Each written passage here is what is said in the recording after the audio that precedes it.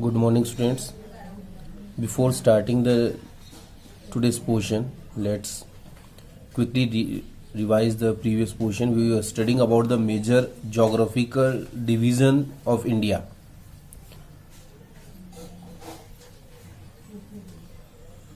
The physical features of India. We start with the north.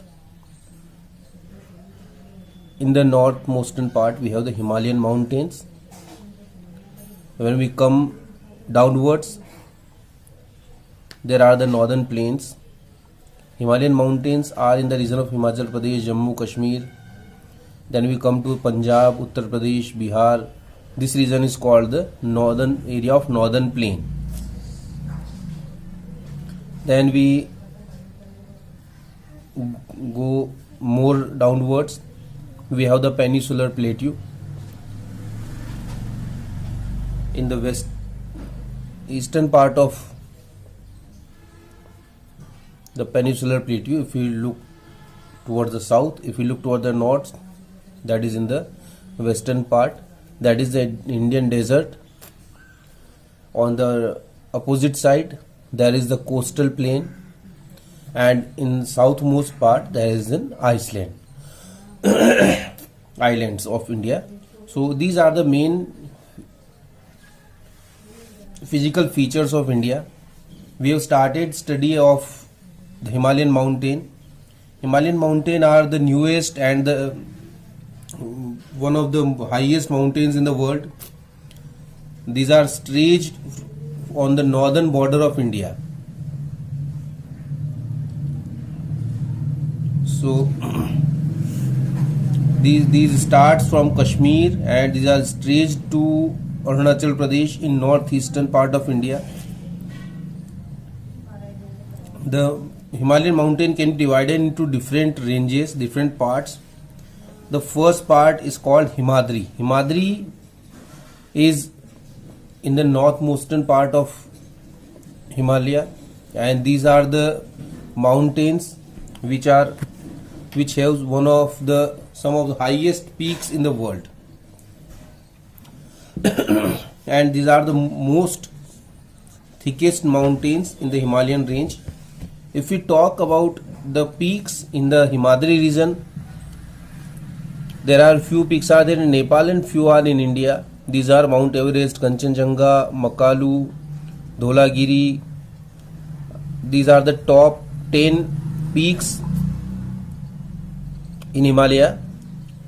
If we see, the highest is Mount Everest with 8,848 meters, and the lowest is 7,728 meters. So these are, we can say that these are the highest mountains in the world, and this area is mostly snow covered whole throughout the year. Then we come to the next part of Himalaya, that is called the Shivalik region. These are the outermost ranges of Himalaya. They extended over a width of 10 to 50 kilometers and have an altitude varying from 900 to 1100 meters. So these are also high mountains, but these are not that much high in comparison to the Himadri region.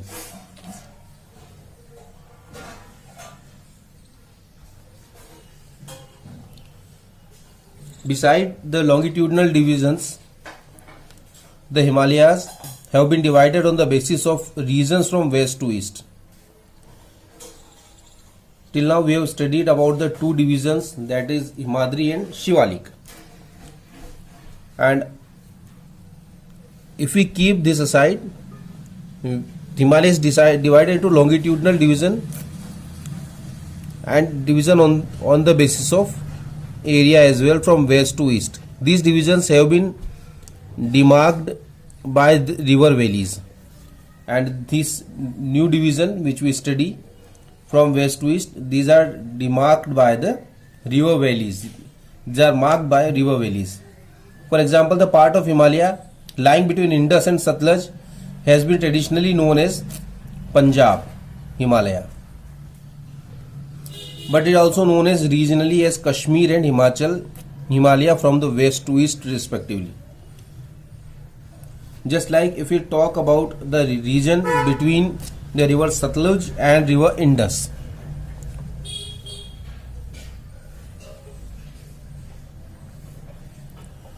so the area between river Satluj and river Indus is traditionally it is known as Punjab Himalaya, but in many times it is known as Kashmir Himalaya and Himachal Himalaya as well.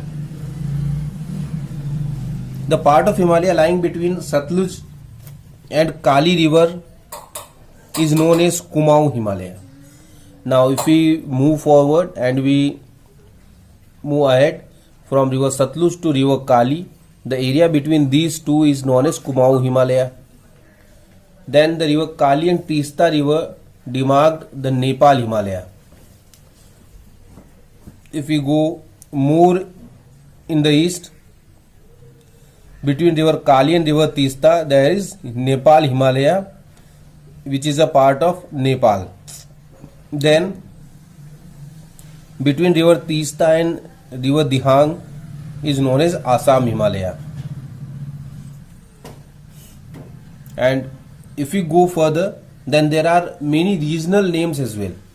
So there are many type of classification of Himalayas, many kind of names are being given to the mountain. The Brahmaputra marks the easternmost boundary of the Himalaya. Beyond the Dihang Gorge, the Himalaya bend sharply to the south and spread along the eastern boundary of India. In the eastern part, the Brahmaputra is the boundary of Himalaya. It makes the boundary of Himalaya. From there, it turns sharply to the east. They are known as Purvachalur, the eastern hills of and mountain. These hills running through the northeastern states are mostly composed of strong sandstone, which are sedimentary rocks. So this area is made up of sedimentary rocks covered with dense forest, and there are a dense forest on these hills which are there on the eastern boundary of India. They mostly run as parallel ranges and valleys. The Purvanchala comprises the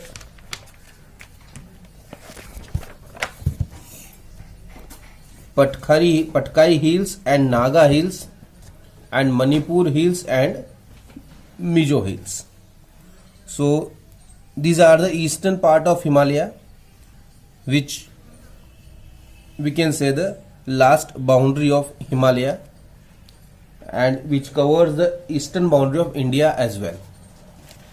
So this is about the Himalaya. Now we talk about the second physical feature of India, that is northern plain. The northern plain has been formed by interplay of three major river systems, namely Indus, Ganga and the Brahmaputra, along with their tributaries. This area, the northern plain, was formed by the soil carried down by the main rivers of northern India. These are the Indus River, the Ganga River and the Brahmaputra River, and the tributaries of this river. All these rivers come from Himalayas and they carry a lot of good and healthy soil for the plants. That is the alluvial soil. So the deposition, this area is made up by the deposition of alluvial soil by these rivers. When these rivers come down from Himalaya, they carry down this soil, and at the time of the floods, these rivers sprayed the soil in the foothills of Himalaya, in the coastal region of these rivers. So this make this area a fertile plain. It's spread over an area of 7 lakh square kilometer. The plain being about 2400 kilometer long and 200 to 230 kilometer broad. It is a densely populated physiographical division with a rich soil cover combined with the adequate water supply and favorable climate. It is an agriculturally very productive part of India. This area of India is densely populated. A lot of people live there because this is a very fertile area. Most of the production that is done in India is being done in this area, and because this area has a good and very adequate water supply, then the climate of this area is favorable for the agriculture. So here we have a lot of people living and they are engaged in agricultural activities. The rivers coming from northern mountain are involved in deposition work. In this area there are a lot of rivers, and most of the rivers are coming from Himalaya. So these rivers involved in the depositional work. It means they carry down the soil, alluvial soil with them, and they deposit the soil on the banks. Whenever the floods comes, the river water spread through the area, and because of that they are regularly depositing the alluvial soil. In the lower course, due to gentle slope, the velocity of river decreases, which results in the formation of riverine island. In some of the lower areas of this region, the slope of the land is getting gentle. In the top area there is a high slope, so river flows with speed, and as we come down the slope gets gentle, so the river started flowing slowly, and due to the lack of velocity, the rivers in this area many times it forms the riverine islands between the rivers. The rivers in the lower course split into numerous channels due to the deposition of silt. As the silt is deposited by the rivers, many times it divides into many branches. These branches are called distributaries. The northern plain is broadly divided into three sections. The western part of the northern plain is referred as Punjab plain.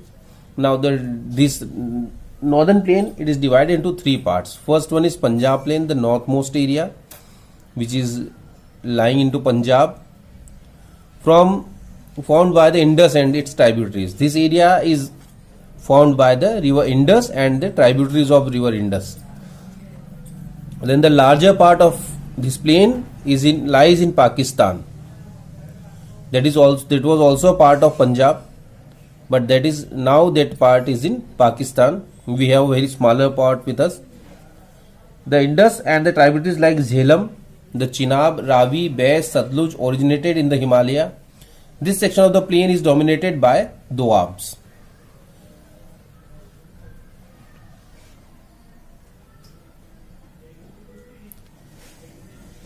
In this river, there are the 5 main rivers which flows. They are the Indus, Ravi, Jhelum, Chenab, Satluj, Beas.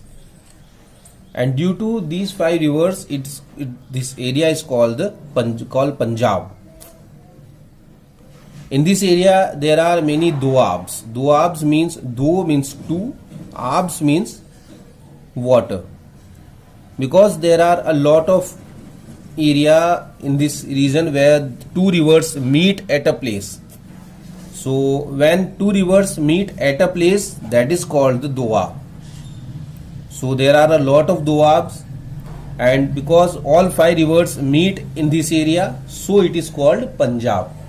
Panj, it means 5, and Ab, it means water. So because this area is irrigated by the water of 5 rivers, and all 5 rivers meet together in this area, so it is called Punjab.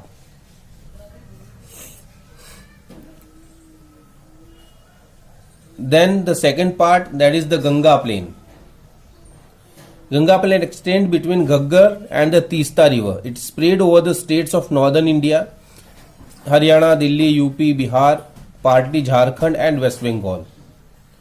To its east, particularly in Assam, lies the Brahmaputra plain. The second area, that is Ganga plain, it is traced from Haryana to West Bengal, and then in the eastern part there is the Brahmaputra plain, which is particularly there in Assam, near the on the coastal area of the river Brahmaputra. So this is all for today. Tomorrow, next time when we meet, we will study more about the northern plain. Thank you.